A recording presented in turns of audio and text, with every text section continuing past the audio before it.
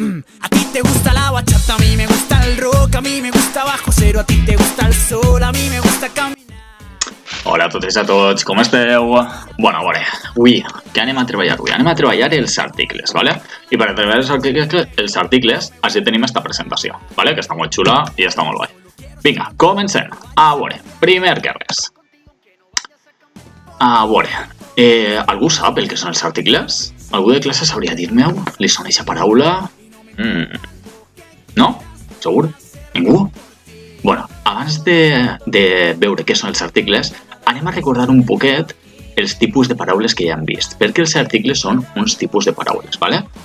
Quan anàvem a classe, en la primera i la segona avaluació, hem vist unes paraules que serien els substantius. Algú se'n recorda del que eren els substantius? No? Bueno, no passa res. Si no se'n recordeu, anem a fer un xicot de recordatori, ¿vale? Mireu.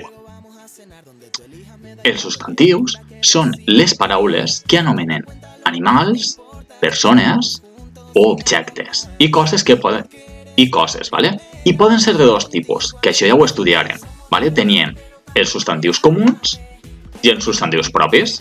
Algú se'n recorda dels substantius comuns i els substantius propis quins eren? No? Bueno, anem a fer una coseta, anem a clicar allà on fica exemples, ¿vale? Mireu, si cliquem on fica exemples, tenim així, exemples de substantius comuns i tenim objectes, animals i persones, ¿vale? Els substantius comuns serien, per exemple, d'objectes cadira, estoig, botella, animals tindríem tigre, balena, gos, i persones i llocs tindríem xiquet, home, restaurant, ¿vale?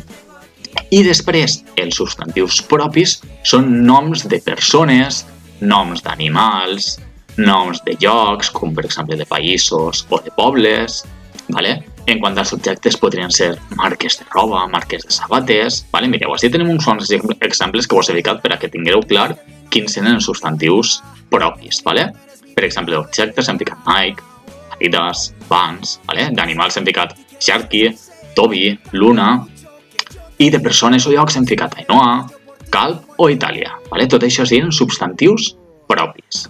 Vale. Després dels substantius, també estudiarem que tenen un gènere i un nombre.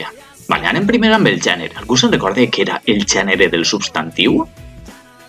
Si pensem en el gènere, era algo així com el xic i la xica, veritat? Doncs era molt paregut, mireu.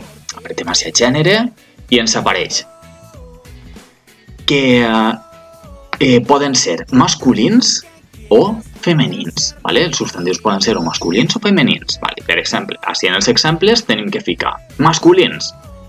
Fica els, entre parèntesis, gossos. Per què els fica entre parèntesis? Perquè per a saber si un substantiu és masculí, he de mirar si davant porta el o els. Si porta el o porta els, serà que és masculí. I a l'altre costat fica femenins i fica l'apòstrof, o anem a agafar la segona, ¿vale? La que fica la casa. Vale, per tant, si el substantiu porta davant la, les o la l'apòstrof, serà que és un substantiu femení, ¿vale? Com per exemple els que vos he ficat ahí. Avió, casa, bomberes, fant, ¿vale?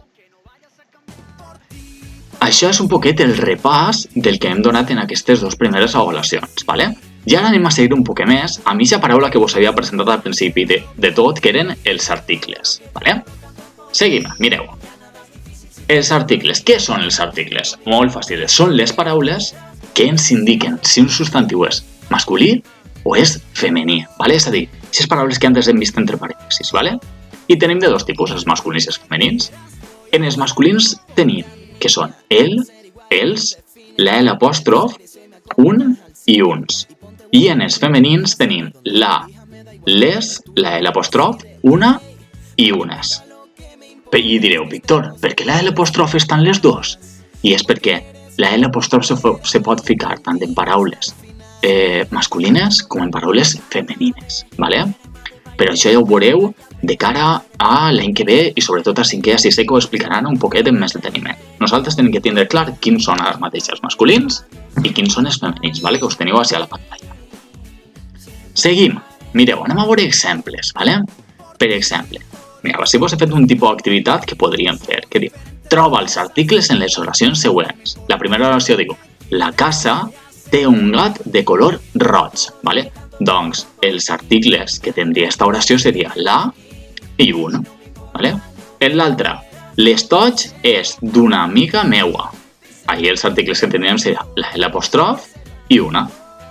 En la següent, hi ha unes bufandes a l'armari. Per tant, ahí els articles que tindríem serien unes i la l'apòstrof.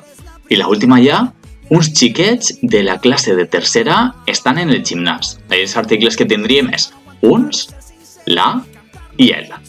¿Vale? Això és molt facilet. Vale, què és el que anem a fer ara? Anem a agafar la llibreta de color roig, anem a ficar la data d'avui en el bolígraf negre i anem a ficar com a títol els articles, com en la pantalla que esteu veient ara mateixa.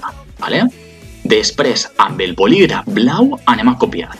Són les paraules que ens indiquen si un substantiu és masculí o és femení. I després, amb el llapis, hem de fer els dos quadrells que tenim així en la imatge. ¿Vale? Els tipus d'articles masculins i femenins. ¿Vale?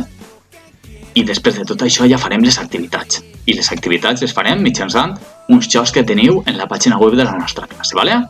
Bueno, moltes gràcies. Vinga, fins a la pròxima. Adeu!